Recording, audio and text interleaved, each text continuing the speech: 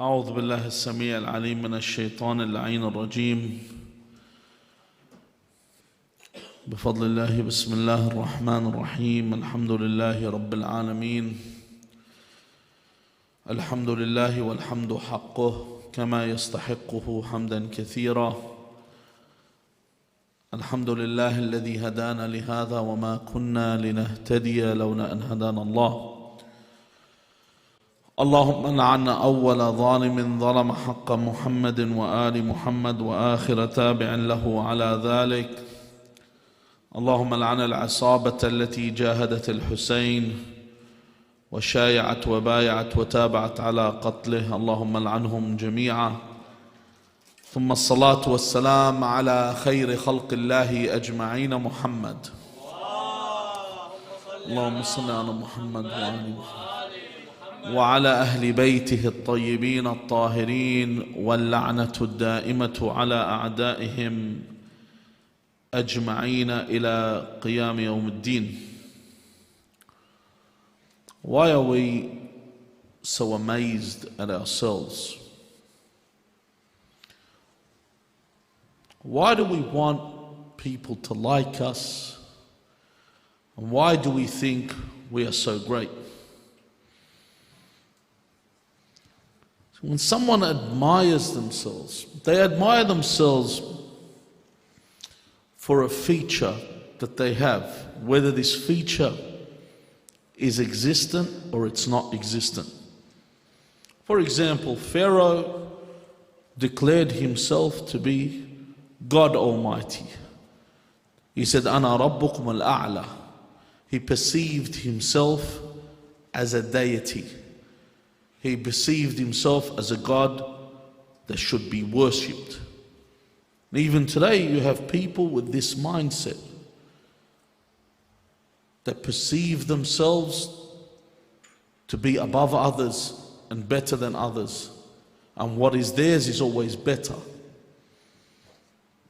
If you notice, one of the driving forces behind the Zionist scourge on the earth is the fact that from their roots they believe that they are the chosen race. And they refer to what's not Jewish as a Gentile.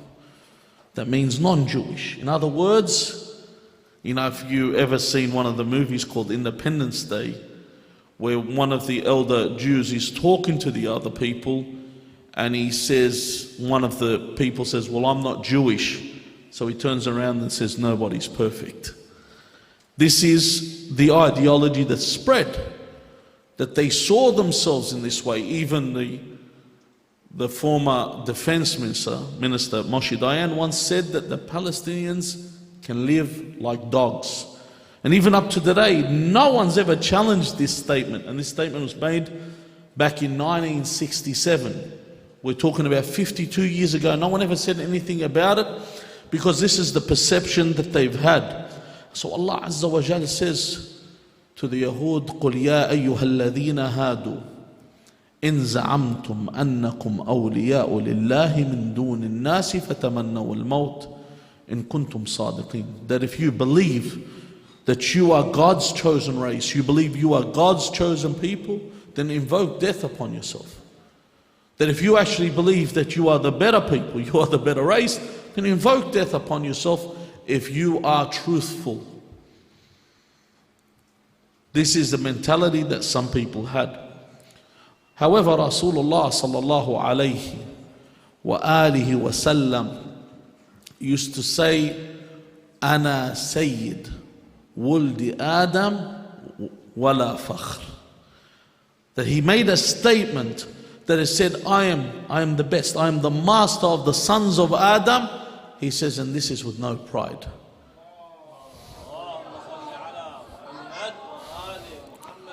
In another statement he says, فَأَنَا أَتْقَى وُلْدِ آدَمْ وَلَا فَخْرٍ.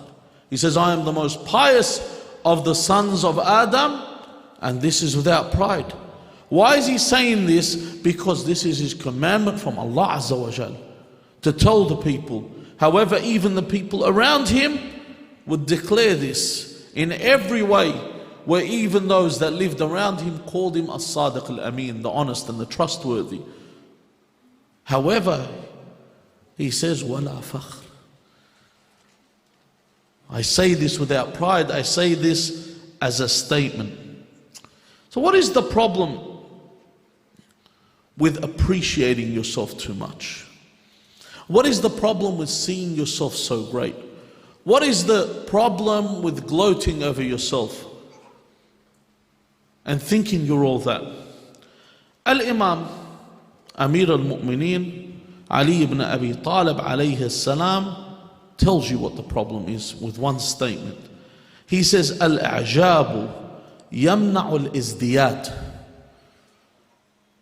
That if I'm delusional, if I'm self-deluded, I look at myself, I'm self-conceited, I see myself too good, he says it prevents me becoming any better. It prevents any increase. How so? That if a person needs to be motivated to do something, they need what? They need to perceive there is a deficiency. If there is no deficiency within, then there's no motivation. If I don't think I'm lacking in any department, there's no way that I would want to increase myself. How can I go study if I don't think I'm lacking? If I don't think I'm ignorant, why would I study? This is why one of the most important things with acquiring knowledge is hilm, for you to be forbearant, for someone that is able to accept knowledge. Or sometimes you'll see someone, they'll sit down and they're being told a lesson. They're listening to a lesson and then they roll their eyes and go, I've heard this before. They're not ready to learn because they know it already. There's no point. Why are you going to teach me? I know all this. What's the purpose? They can't increase because they think they're all that. They think they know it all. So the pride deprives them of acquiring any knowledge whatsoever. As opposed to a jurist, if you look at our ulama, they're constantly studying. They never stop studying. And when they are asked, they call themselves talaba. They call themselves students. You will never see, and this is the difference when you see someone of this caliber and you ask about their position, he won't tell you, look, sometimes you'll ask someone, he'll say, look, I'm a allama or I'm a... This person isn't an allama. This is why he's saying this. He wants to be recognized. If you say something enough times, it starts to become a reality because everyone starts to say it. I remember there was once a guy that came to give talks, and at first they called him Hajj. After a while they started calling him doctor. And after a while they started calling him professor. And then people started calling him professor. One of these guys even, I remember, got to the point where they got up and Richard Dawkins was talking and he said to him, Sir Richard. And Richard Dawkins said, well, I haven't reached that quite yet. In other words, even he said, I think you've gone too far, That's enough. You don't need to grovel any more than that. But some people, they love this. They love when someone says, yes, yes, doctor, more. Give me as much as I can take because they want to hear it. Where is the ulama? May Allah protect them, consider themselves students, and they continue studying up to now. Even, they say Shaykh al-Tusi. Shaykh al-Tusi, one of the ulama that is authored or compiled our 4 main hadith books. When he used to attend and study, they say he used to study in the lesson of Al-Sharif al-Radi. Al-Sharif al-Radi at the time when he was giving this daras was 25 years old. Al-Shaykh al-Tusi was 80 years old. Sharif al-Radi was not mu'ammam, he didn't wear a turban. Shaykh al-Tusi wore a amama. He would listen to his lesson and afterwards he wouldn't come out and say, oh, I'm here for the barakah, I'm here for the blessing. He says, no, I learned from him. This is what he would say. Do you imagine an 80-year-old man, a alim like Shaykh al-Tusi would say, I learned from this 25-year-old Sharif al-Radi who's not even wearing a hamama. Some people, if they wear a turban, they say, it's ayb for me to sit and listen to a person that's not wearing a turban. How can he teach me? Who are you? Who are you if you don't have the humility to learn from someone? Where's the humility there? So these ulama, they author so many books, yet they still consider themselves in this way. That's why even the verse in the Quran, وَعْبُدْ رَبَّكَ حَتَّى يَأْتِيَكَ الْيَقِينَ, that worship Allah until the yaqeen comes to you. Yaqeen meaning death, according to our narrations. Some of these extremist Sufis would say al-yaqeen means when you reach a level of ma'rifah that's so high that you no longer need to worship anymore. That I've reached that level, I'm on another level, I don't need to worship Allah anymore. I've reached that level. So then it prevents you, as Amir al-Mu'mineen Ali ibn Abi Talib alayhi salam says, it prevents izdiyad. It prevents you from being better or becoming better. In fact, you will find a lot of people that turned to the dark side, that left religion, they left religion because of this. Once again, I like to use pop culture references, people that know me. But this is from a Lebanese series. I don't know if people remember that they made called Al-Ghalibun. It was got to do with the history of the Lebanese at the beginning of the resistance. But in this series, there was a guy that was involved in the resistance from the very beginning. From the very beginning he was involved, but he couldn't accept the fact that he wasn't recognized. That, you know, I've done a lot. He wanted to be recognized. Because no one gave him that recognition, because he thought he was all that, he started to work with the enemy. Why did he start to work with the enemy? Because the whole time when he was working, he was delusional about himself. That, in other words, this whole resistance was what? I was the crux, I was the pivot, I was the main point. It hinged upon what this person had reached that point where he was so delusional with what he had done that because they wouldn't help him, he started to work with the enemy because of this. When Musa alayhi salam asks Iblis, he says, أخبرني بالذنب الذي إذا أذنبه ابن آدم استحوطت عليه. Tell me the sin that if a human commits this sin, you will encompass them, you will control them. You know, when the verse in the Quran says, استحوذ عليه الشيطان استحوذ عليهم الشيطان فأنساهم ذكر الله. You know, when the shaitan fully encompasses you and controls you, he makes you forget Allah completely. Allah leads. What is the sin that makes the control or the shaitan completely control you? What is it that sin that this person has to commit for this to be the case? So Iblis says to him, he says, إذا أعجبته نفسه واستكثر عمله وصغر في عينه ذنبه. The moment the person has vanity, likes themselves, and when they do an action, they say, this is a weighty thing. You know, I do this action, or I help the poor. You know, I'm involved in all these good things. When they see this and when they commit a sin, they look at that, it's nothing. Qati'atun aradat, you know, something happened on accident, they committed a sin. When they start to see themselves in this view, that their good deed is magnified, okay, and their sin is something that's so little and minuscule that they don't even think about it, and that they have this vanity within, he says, I can control them completely. They become so vainglorious, I become in complete control. You need to realize, see, sometimes you might do a lot, but you need to realize sometimes Allah doesn't want you to be noticed. This could be a trial. You do so much, but you're not noticed. Throughout the people, you're not even mentioned.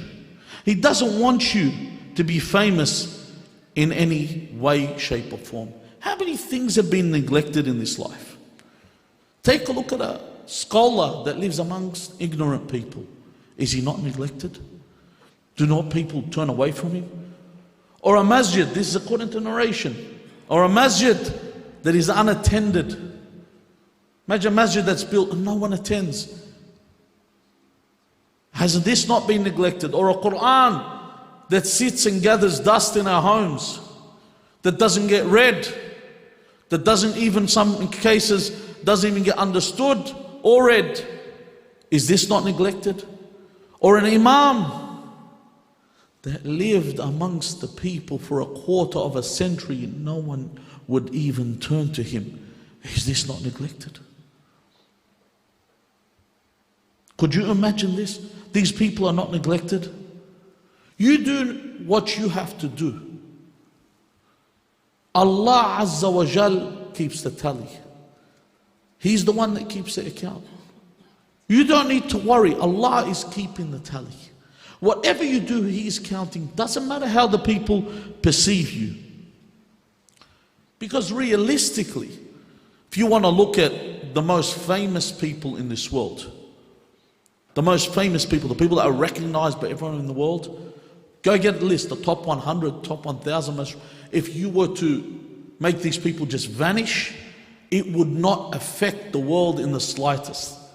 Do you imagine, I have all these names, they're just flipping in my head right now. If they just disappeared right now, it would not affect the world at all. It'd be nothing. There would not even be a shudder in the water. The waters would be still, the leaves would remain in the trees. No one would care if these people disappeared right now. This is the reality of it. Amir al-Mu'mineen Ali ibn Abi Talib alayhi sallallahu ala Muhammad wa ali Muhammad. Salli ala Muhammad. Amir al-Mu'mineen Ali ibn Abi Talib salawatullahi wa salamu alayhi says, Mal ibn Adam wal ajab. What is it with us when it comes to pride? The Imam says, at first he's what? He says, a nutfa. He says, awwaluhu nutfa. This is the beginning of the creation. That the person begins first as a cell. You know, rather than give the actual term so people don't giggle. And eventually, he ends as what? A jifa, a corpse. And then he says, and between وَهُوَ بَيْنَ ذَلِكَ يَحْمِلُ الْعَذْرَ. So first he begins as this cell. He finishes off as a corpse. And between these two extremities is what? He's a mobile septic tank. Pretty much that's what he is. Why is this man so proud?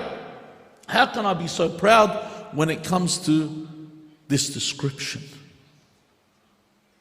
For what are we proud about? Why do we see ourselves any better than this?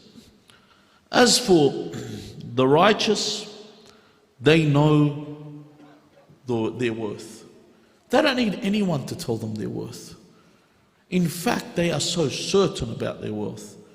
Amir al-Mu'mineen Ali ibn Abi Talib alayhi salam, when he mentions the muttaqeen in his khutbah, he says, لا يرضون من أعمالهم القليل ولا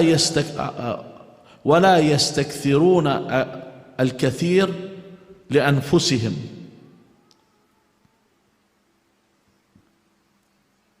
Sorry. Yeah. لا يرضون من أعمالهم القليل ولا يستكثرون الكثير. For some reason I just continue without finishing. So they're not happy with their actions, okay? A little, okay? And they do not think much of the great actions that they do.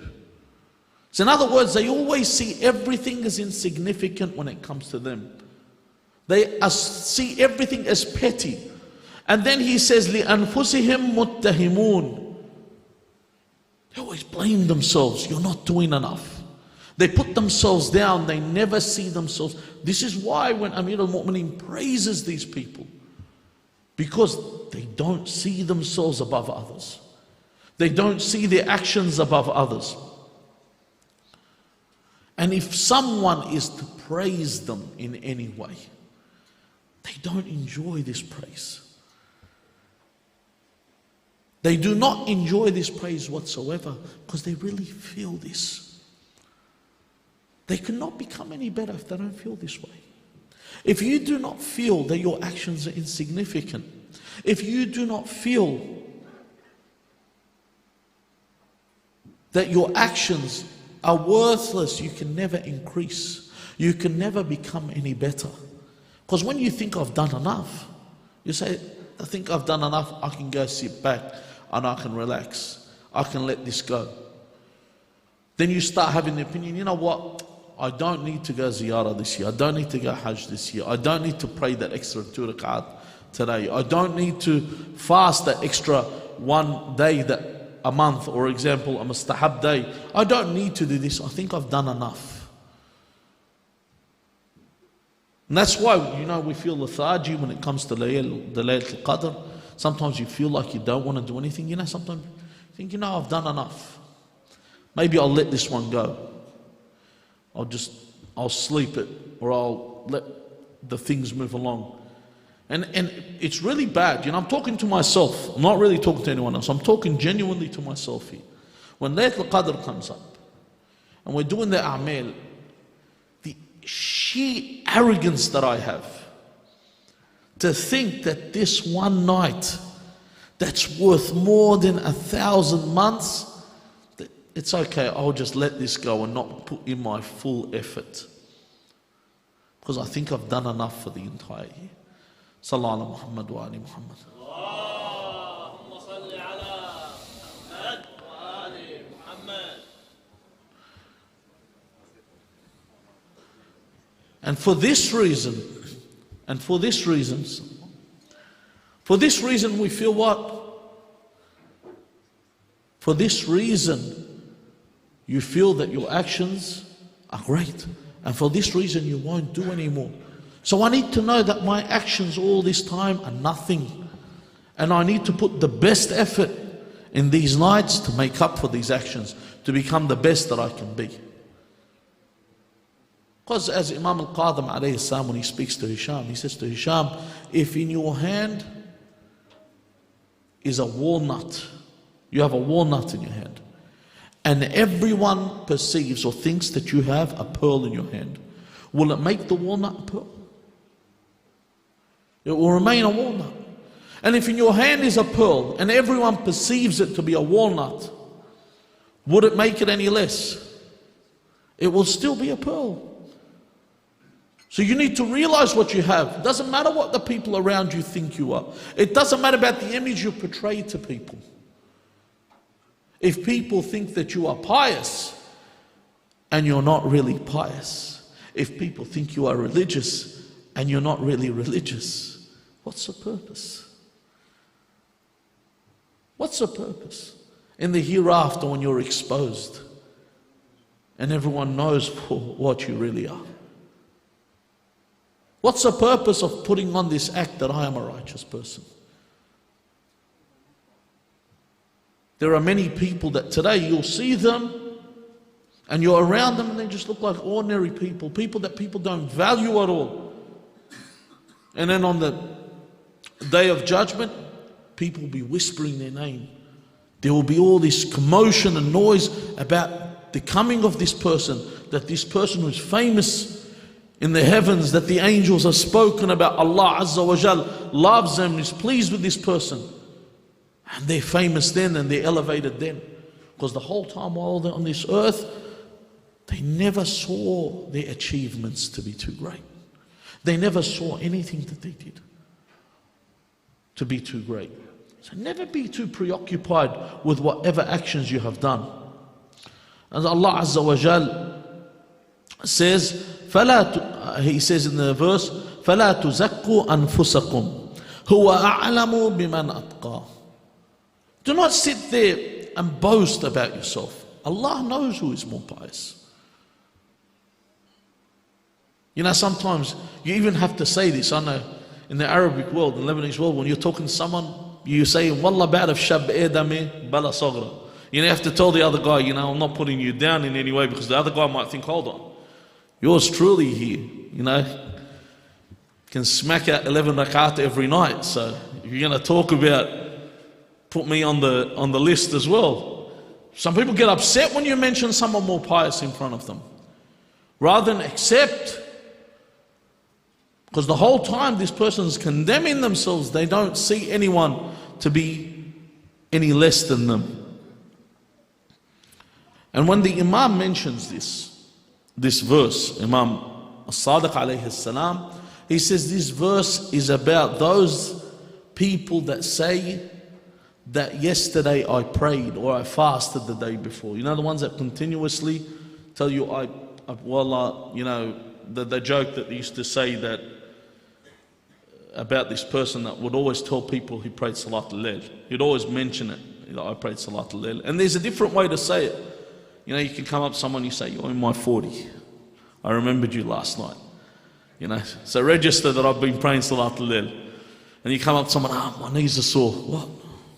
Salat al-Layl. I have to say it, I have to let you know that there was a method for me doing this. In fact, this is even, if you look at this, it's even in I've seen in a verse in the Bible where Jesus says to them, don't pray in the center of the temple where everyone sees you. He says, pray behind the pillars.